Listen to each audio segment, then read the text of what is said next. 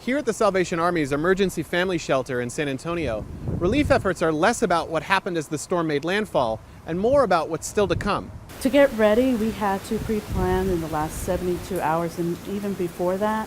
And it was hard to plan, but we did plan for things like ordering extra food. Marion Gaitan is a case manager at the shelter. We're in need of towels, things like deodorant, toothpaste, the basic essentials for the clients who come in who don't come in with anything, who have had to abandon their immediate place of habitation. Even before the storm, this shelter, primarily for homeless and at-risk women and families, was already at full capacity. The Salvation Army brought in trucks filled with extra food and supplies. Are you worried about what the fallout will be from the storm? The worry really comes more from to make sure everybody's safe and secure here in our building, and then the local community coming in from the places of non-habitation. A few miles away, at one of the Red Cross centers in San Antonio, a large volunteer effort is underway.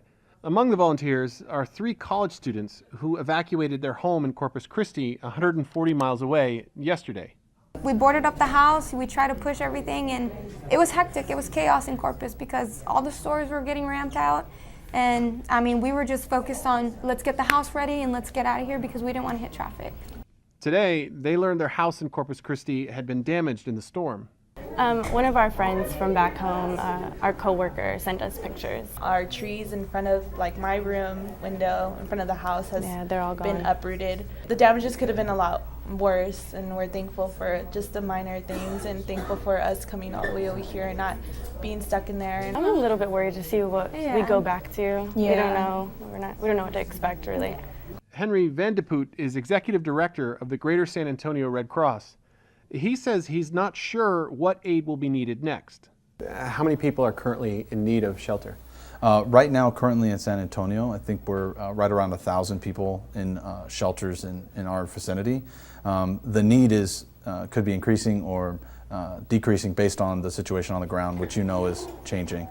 Chris, you've been in and around San Antonio all day. This is the city that people have evacuated to from the coast, but it's also a city that's in preparation mode for the rain that's coming. That's right. We spent the day visiting numerous places, the Red Cross, the Salvation Army, and we spoke with a number of people who are basically getting ready for an unknown number of people who have left the coast, basically who were at the forefront of Harvey's arrival. We went to one of the main staging areas where the state has hundreds of buses and emergency vehicles that every now and again would leave in 10 to 15 bus convoys. We spoke with a police officer at the gate that said they're heading south toward the coastline. What about the flooding that they're expecting to have? Right now, there's basically some flooding. It's largely just standing water in San Antonio.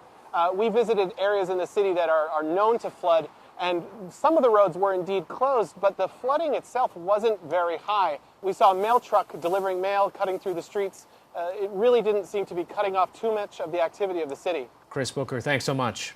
Thanks.